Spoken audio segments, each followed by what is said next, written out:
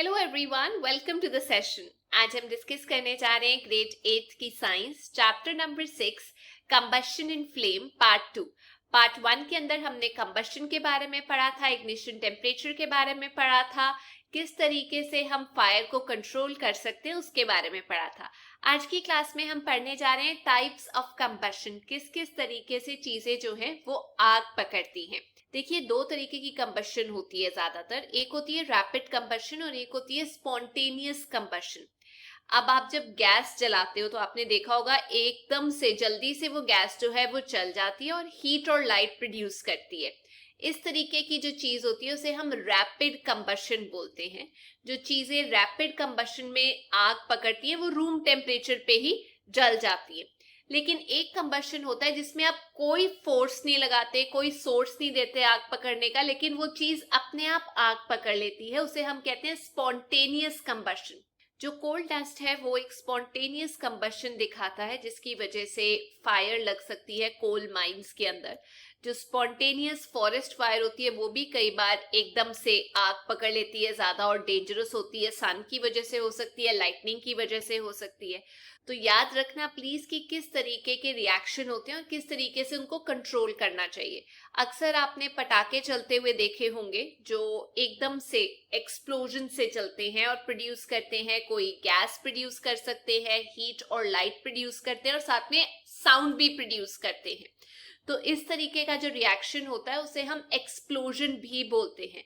Explosion तब भी हो सकता है अगर आप प्रेशर अप्लाई करते हो क्रैकर के ऊपर। तो एक बार फटाफट से रिवाइज कर लेते हैं रैपिड और स्पॉन्टेनियस कंबशन का डिफरेंस।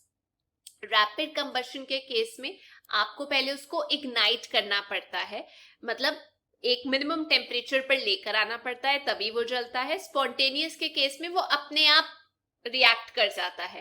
रैपिड कंबशन के केस में एक्सटर्नल हीट सप्लाई करनी पड़ती है, स्पॉन्टेनियस के केस में ऐसा कुछ नहीं होता। रैपिड कंबशन के केस में हीट और लाइट जो है वो इन्वॉल्व होती है, प्रोड्यूस भी हो सकती है। स्पॉन्टेनियस के केस में कम केसेस होते हैं जो ऐसे रिएक्शन देते हैं। रैपिड कंबशन की हम बात कर सकते हैं जिस तरीके से हम घरों में गैस जलाते हैं, चूल्हे के ऊपर, गैस बर्नर के ऊपर। स्पॉन्टेनियस के केस में हम देख सकते हैं कि अगर आप व्हाइट फॉस्फोरस को थोड़ी देर के लिए हवा में रख दो, जो हमने मैचस्टिक में पढ़ा था, तो ऑटोमेटिकली वो आग पकड़ लेती है। तो ये चीज ध्यान रखना। अब हम बात करते हैं फ्लेम के बारे में। आपने एलपीजी का फ्लेम देखा है कभी किस तरीके का होता है, या कैंडल का फ्लेम? एलपीजी का जो फ्लेम होता है वो थोड़ा ब्लूइश कलर का होता है और जो कैंडल का फ्लेम होता है वो थोड़ा सा येलो कलर का होता है। क्लास 7 के अंदर आपने मैग्नीशियम रिबन भी जला के देखा था कि वो किस तरीके का फ्लेम देता है। तो अलग अलग तरीके के फ्लेम्स होते हैं। कुछ चीजें हैं जो फ्लेम्स देती हैं, कुछ नहीं देती। जैसे आपकी बुक में टेबल दिया हुआ है, उसमें हमें बताना है कौन कौन सी चीजें जो है फ्लेम देती हैं। एक कैंडल फ्लेम देती है, मैग्नीशियम फ्लेम नहीं देता। वैसे ही कैम्फर फ्लेम देता है, केरोसिन स्टोव फ्लेम देता है, लेकिन चारकोल फ्लेम नहीं देता। अब आपको एक केस स्टडी बताती हूँ। मान लीजिए कि आपने एक कैंडल बर्न की है और उस कैंडल के जो अंदर वाला जोन होता है वहां तक आप एक ग्लास ट्यूब पकड़ रहे हैं जो अंदर से खोखली है। ठीक है, थोंग से पकड़ लेना और ग्लास ट्यूब आपने यहां अंदर तक लेके गए हो। अब इस कैंडल से कुछ अनबर्न्ड जो है वैक्स के वेपर्स निकलते हैं इस तरीके से, जो जले नहीं होते।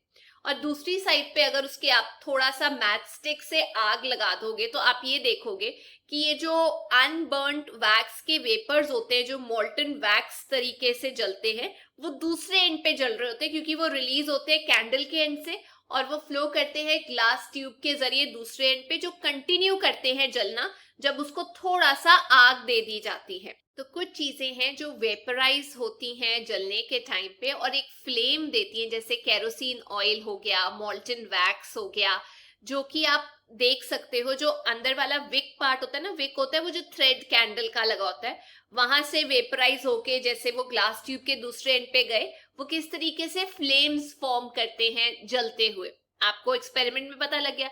लेकिन अगर हम बात करें चारकोल की, वो वेपराइज नहीं होता, ना ही वो फ्लेम प्रोड्यूस करता है। तो अलग अलग चीजें हैं जो कुछ फ्लेम प्रोड्यूस करती हैं और कुछ जो है वो फ्लेम प्रोड्यूस नहीं करती। अब आपकी बुक में एक और एक्सपेरिमेंट दिया हुआ है जिसमें बोला गया कि एक कैंडल को इस तरीके से पकड़ लो और जो उसकी ल्यूमिनस जोन है जहां से आग निकल रही है उसके ऊपर आप एक क्लीन ग्लास की प्लेट या स्लाइड रख दो।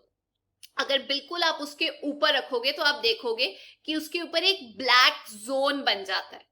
तो ये जो ब्लैक कलर की रिंग बनती है ग्लास प्लेट या स्लाइड के ऊपर, ये इंडिकेट करता है कि कुछ अनबर्न्ड कार्बन के पार्टिकल्स होते हैं जो प्रेजेंट होते हैं उसके ल्यूमिनस जोन के अंदर फ्लेम के, जो ऊपर जाकर प्लेट के ऊपर डिपॉजिट हो जाते हैं, ब्लैक ब्लैक कलर के होते हैं, आपने देखा होगा। अब एक और एक्सपेरिमेंट करते हैं। मान लीजिए आपने एक पतली सी कॉपर की वायर को पकड़ लिया और उसको पकड़ा हुआ है आपने नॉन ल्यूमिनस जोन के अंदर फ्लेम के। नॉन ल्यूमिनस जोन होता है बाहर का जो एरिया होता है, मैं अभी डिस्कस करूंगी। तो आप क्या देखते हो इस केस में, आप ये देखोगे कि जो कॉपर का पार्ट है जो नॉन ल्यूमिनस जोन के अंदर है वो एकदम से गर्म हो जाता है। क्या ये इंडिकेट करता है कि जो नॉन ल्यूमिनस जोन है फ्लेम का वहां पे हाई टेम्परेचर होता है? एग्जैक्टली यही केस है। कई बार हम करते थे ना, छोटे होते कैंडल को बीच में से ऐसे करके दबा के बुझा देते थे।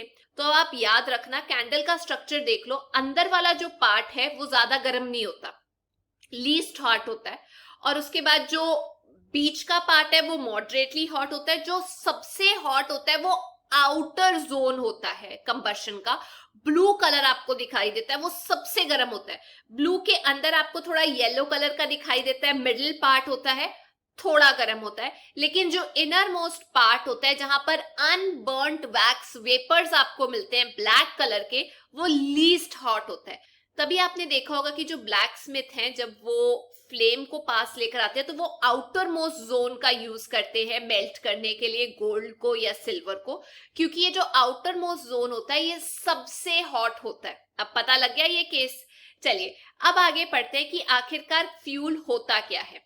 आपने डिस्कस किया था कि जो हीट एनर्जी है जो हम डोमेस्टिक घर में इस्तेमाल करते हैं, इंडस्ट्रियल पर्पस के लिए इस्तेमाल करते हैं, उसके लिए अलग अलग सोर्सेज होते हैं हीट एनर्जी प्रोड्यूस करने के लिए, जैसे वुड हो गया, चारकोल हो गया, पेट्रोल हो गया, केरोसिन हो गया।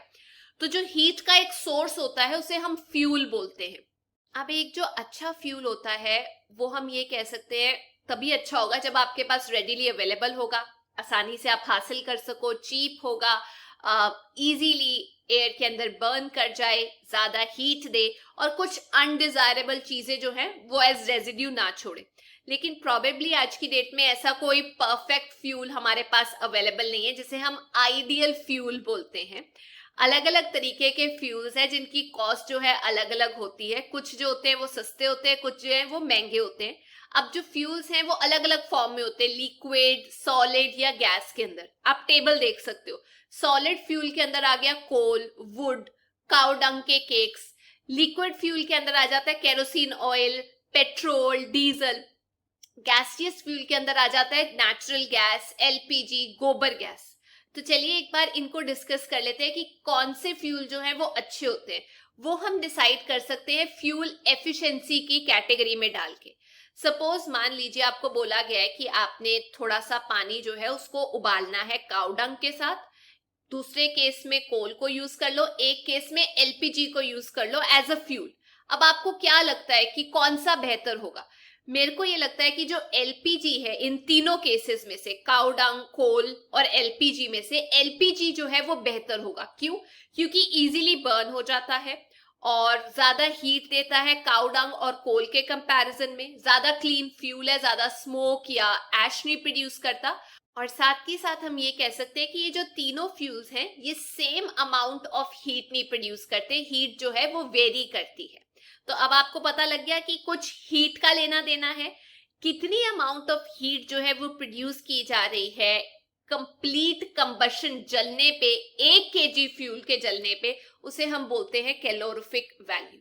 तो जो कैलोरीफिक वैल्यू होती है फ्यूल की वो एक्सप्रेस की जाती है यूनिट्स के अंदर, जिसे हम बोलते हैं kilo joules per KG. Calorific value अलग अलग फ्यूल्स की इस टेबल में दी हुई है, आप देख सकते हो कितनी अच्छी किसकी कैलोरीफिक वैल्यू है। एक बार दोबारा से बता देती हूँ कैलोरीफिक वैल्यू क्या होती है।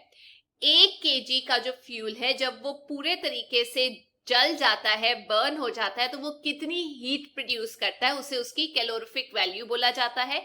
इसके लिए यूनिट है KJ per KG, kilo joules per KG.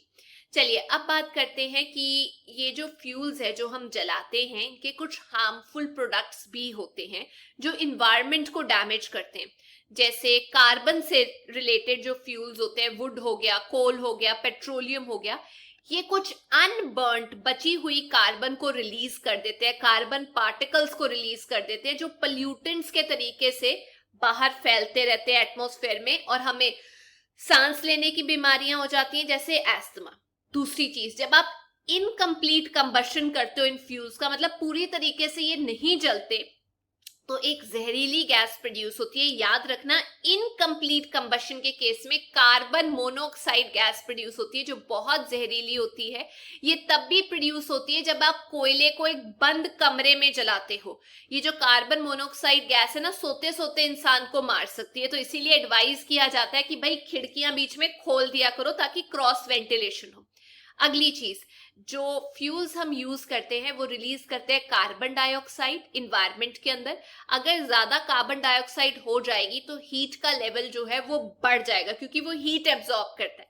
Heat का लेवल बढ़ गया तो ग्लोबल वार्मिंग हो जाएगी। अब ग्लोबल वार्मिंग हो गया तो मतलब और ज्यादा टेम्परेचर बढ़ना शुरू हो गया, ग्लेशियर्स मेल्ट होने शुरू हो जाएंगे, पोलर कैप्स मेल्ट होनी शुरू हो जाएंगी जिसकी वजह से जो सी लेवल है वो बढ़ना शुरू हो जाएगा और बहुत सारे जो आइलैंड्स हैं वो सबमर्ज हो जाएंगे। अगली चीज, कोल और डीजल को जब हम यूज करते हैं, बर्न करते हैं तो ये रिलीज करता है सल्फर डाइऑक्साइड गैस जो बहुत ज्यादा सफोकेटिंग गैस होती है।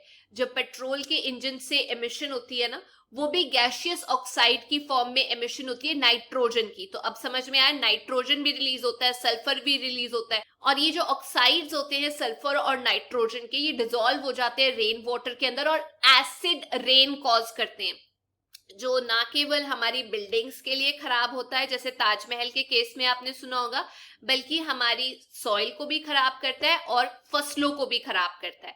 तो इसीलिए एडवाइस ये दिया जाता है कि भाई डीजल और पेट्रोल जो आप यूज करते हो एज फ्यूल्स ऑटोमोबाइल्स के अंदर, उसको थोड़ा ध्यान से यूज करो।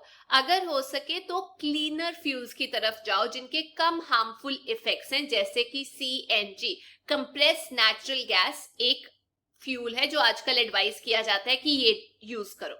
वैसे ही एक और चीज, सेंचुरी से जो वुड है वो यूज करते आए हैं हम घरों में इंडस्ट्रियल फ्यूल के तौर पे, पर आजकल उसे रिप्लेस किया जाता है कोल से या फिर फ्यूल्स लाइक एलपीजी यूज किए जा रहे हैं। लेकिन अभी भी बहुत सारे रूरल एरियाज के अंदर, विलेजेस के अंदर जो लोग हैं वो स्टिल लकड़ी को यूज करते हैं एज अ फ्यूल क्योंकि वो इजीली अवेलेबल होती है, सस्ती होती है। अब जब आप लकड़ी को जला रहे होते हो तो बहुत ज्यादा स्मोक प्रोड्यूस होता है जो हमारे लिए हानिकारक है, सांस की बीमारियां कर सकता है। पेड़ जब आप काटते हो तो डेफिनेटली लकड़ी का तो लॉस होता ही है, डिफॉरेस्टेशन कितना होता है और उसके अलावा आप ये सोचो एनवायरनमेंट में आप कितनी जहरीली चीजें जो हैं वो फेंक रहे हैं। तो इन चीजों का ध्यान रखना हमारी जिम्मेदारी है। तो ये थी आज की क्लास। आई होप आप लोगों को ये चैप्टर समझ में आ गया है। अगर आपको ये वीडियो अच्छी लगी तो please make sure you like, share and subscribe. हम फिर मिलेंगे। Till then take care, bye bye.